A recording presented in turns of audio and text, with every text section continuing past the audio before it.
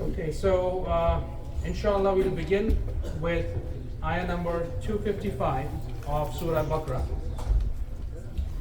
Yesterday we had covered many reflections on times of different prophets, stories of different prophets, and Allah's blessing on them, and different examples of Allah's punishment on different tribes as well.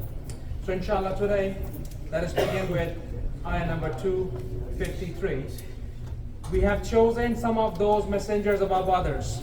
Allah spoke directly to some and raised some high in rank. To Jesus, son of Mary, we gave clear proofs and supported him with the Holy Spirit. If Allah had willed, succeeding generations would not have fought among themselves after receiving the clear proofs, but they differed. Some believed while others disbelieved. Yet, if Allah had willed, they would not have fought one another. But Allah does what He wills. O believers, donate from what we have provided for you before the arrival of a day when there will be no bargaining, friendship, or intercession. Those who disbelieve are truly the wrongdoers. Allah, there is no God worthy of worship except Him, the ever-living, all-sustaining. Neither drowsiness nor sleep overtakes Him. To Him belongs whatever is in the heavens and whatever is on the earth. Who could possibly intercede with Him without His permission? He fully knows what is ahead of them and what is behind them. But no one can grasp any of His knowledge except what He wills to reveal. His seat encompasses the heavens and the earth, and the preservation of both does not tire Him, for He is the Most High, the greatest. Let there be no compulsion in religion, for the truth stands out clearly from falsehood. So whoever renounces false gods and believes in Allah has certainly grasped the firmest, unfailing handhold, and Allah is all-hearing, all-knowing. Allah is the guardian of the believers. He brings them out of darkness and into light. As for the disbelievers, their guardians are false gods, who lead them out of light and into darkness. It is they who will be the resident of the fire. They will be there forever. Are you, O Prophet, not aware of the one who argued with Abraham about his Lord, because Allah had granted him kingship? Remember when Abraham said, "My Lord is the one who has power to give life and cause death." He argued, "I too have the power to give life and cause death." Abraham challenged him, "Allah causes the sun to rise from the east, so make it rise from the west." And so the disbeliever was dumbstruck. And Allah does not guide the wrongdoing people. Or are you not aware of the one who passed by a city which was in ruins? He wondered, how could Allah bring this back to life after its destruction? So Allah caused him to die for 100 years, then brought him back to life. Allah asked, "How long have you remained in this state?" He replied, "Perhaps a day, or part of a day." Allah said, "No, you have remained here for 100 years. Just look at your food and drink. They have not spoiled. But now, look at the remains of your donkey. And so we have made you into a sign for humanity. And look at the bones of the donkey, how we bring them together, then clothe them with flesh." When this was made clear to him, he declared, "Now I know that Allah is most capable of everything." And remember, when Abraham said, "My Lord, show me how you give life to the dead," Allah responded, "Do you not believe?" Abraham replied, "Yes, I do, but just so my heart can be reassured." Allah said, "Then bring 4 birds, train them to come to you, then cut them into pieces and scatter them on different hilltops. Then call them back. They will fly to you in haste, and so you will know that Allah is Almighty, All-Wise." The example of those who spend their wealth in the cause of Allah is that of a grain that sprouts into 7 ears, each bearing 100 grain, and Allah multiplies the reward even more to whoever He wills, for Allah is all bountiful, all knowing. Those who spend their wealth in the cause of Allah and do not follow their charity with reminders of their generosity or hurtful words, they will get their reward from their Lord, and there will be no fear for them, nor will they grieve. Kind words and forgiveness are better than charity followed by injury, and Allah is self-sufficient, most forbearing. O believers, do not waste your charity with reminders of your generosity or hurtful words, like those who donate their wealth just to show off and do not believe in Allah or the last day. Their example is that of a hard, barren rock covered with a thin layer of soil, hit by a strong rain, leaving it just a bare stone. Such people are unable to preserve the reward of their charity. Allah does not guide such disbelieving people. And the example of those who donate their wealth seeking Allah's pleasure and believing the reward is certain is that of a garden on a fertile hill. When heavy rain falls, it yields up twice its normal produce. If no heavy rain falls, a drizzle is sufficient, and Allah is all-seeing of what you do.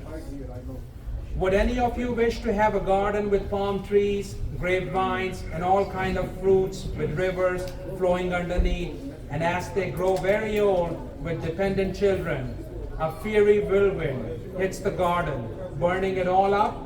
This is how Allah makes His revelation clear to you, so perhaps you will reflect. O believers, donate from the best of what you have earned and of what we have produced for you from the earth. Do not pick out worthless things for donation, which you yourself would only accept with closed eyes, and know that Allah is self-sufficient, praiseworthy. The devil threatens you with the prospect of poverty and bids you to the shameful deed of stinginess, while Allah promises you forgiveness and great bounties from Him, and Allah is all bountiful, all knowing. He grants wisdom to whoever He wills, and whoever is granted wisdom is certainly blessed with a great privilege. But none will be mindful of this except people of reason. Whatever charities you give or vows you make are surely known to Allah, and the wrongdoers will have no helpers. To give charity publicly is good, but to give the poor privately is better for you, and will absolve you of your sins, and Allah is all aware of what you do. You are not responsible for people's guidance, O Prophet. It is Allah who guides whoever He wills. Whatever you believe or spend in charity, it is for your own good, as long as you do seeking the pleasure of Allah. Whatever you donate will be paid back to you in full, and you will not be wronged. Charity is for the needy who are too engaged in the cause of Allah to move about in the land for work. Those unfamiliar with their situation will think they are not in need of charity because they do not beg. You can recognize them by their appearance. They do not beg people persistently. Whatever you give in charity is certainly well known to Allah.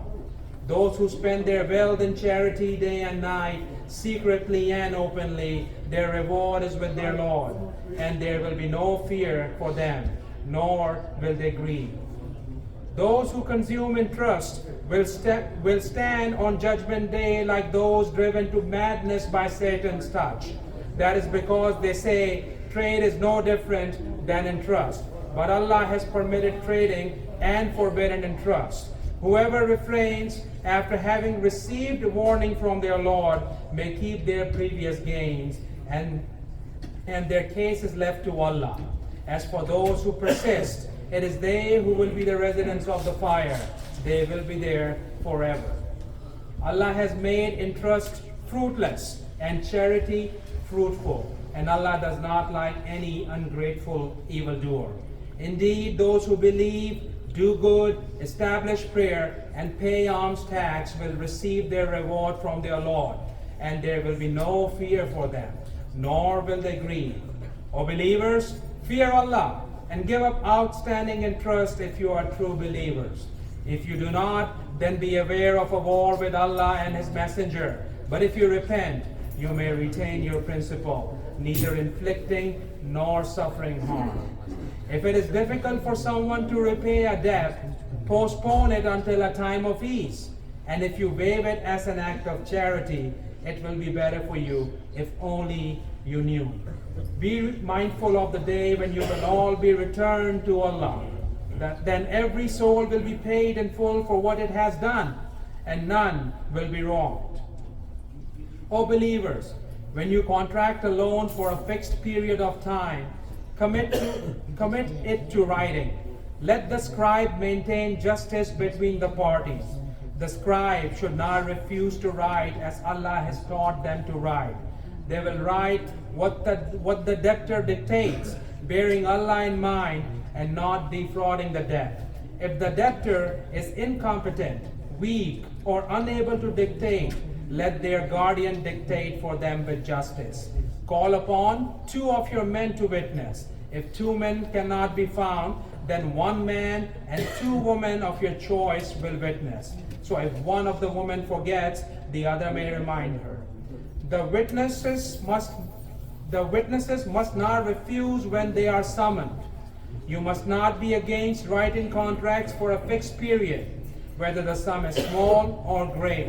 This is more just for you in the sight of Allah, and more convenient to establish evidence and remove doubts. However, if you conduct an immediate transaction among yourselves, then there is no need for you to record it, but call upon witnesses when a deal is finalized. Let no harm come to the scribe or witnesses. If you do, then you have gravely exceeded your limits. Be mindful of Allah, for Allah is the one who teaches you, and Allah has perfect knowledge of all things. If you are on a journey and a scribe cannot be found, then a security can be taken. If you trust one another, then there is no need for a security. But the debtor should honor this trust by repaying the debt. And let them fear Allah, their Lord, and do not conceal the testimony, for whoever conceals it, their hearts are indeed sinful, and Allah fully knows what you do. To Allah alone belongs whatever is in the heavens and whatever is on the earth. Whether you reveal what is in your hearts or conceal it, Allah will call you to account for it. He forgives whoever He wills and punishes whoever He wills, and Allah is most capable of everything. The messenger firmly believes in what has been revealed to him from his Lord, and so do the believers. They all believe in Allah, His angels, His books, and His messengers. They proclaim, we make no distinction between any of His messengers. And they say, we hear and obey. We seek your forgiveness, our Lord, and to you alone is the final return. Allah does not require of any soul more than what it can afford. All good will be for its own benefit, and all evil will be to its own loss. The believers pray, our Lord, do not punish us if we forget or make a mistake. Our Lord, do not place a burden on us like the one you placed on those before us. Our Lord, do not burden us with what we cannot bear. Pardon us, forgive us, and have mercy on us. You are our only guardian, so grant us victory over the disbelieving people. Bismillahirrahmanirrahim. Alif Lam Mim. Allah, there is no God worthy of worship except Him, the ever-living, all-sustaining. He has revealed to you, O Prophet, the book and truth, confirming what came before it, as He revealed the Torah and the Gospel previously, as a guide for people, and also revealed the decisive authority. Surely those who reject Allah's revelations will suffer a severe torment, for Allah is almighty, capable of punishment. Surely nothing on earth or in the heavens is hidden from Allah. He is the one who shapes you in the wombs of your mother as He wills. There is no God worthy of worship except Him, the Almighty, All-Wise. He is the one who has revealed to you, O Prophet, the book, of which some verses are precise. They are the foundation of the book, while others are elusive. Those with deviant hearts follow the elusive verses, seeking to spread doubt through their false interpretation. But none grasp their full meaning except Allah. As for those well grounded in knowledge, they say, we believe in this Quran. It is all from our Lord, but none will be mindful of this except people of reason. Brothers and sisters, very important ayah.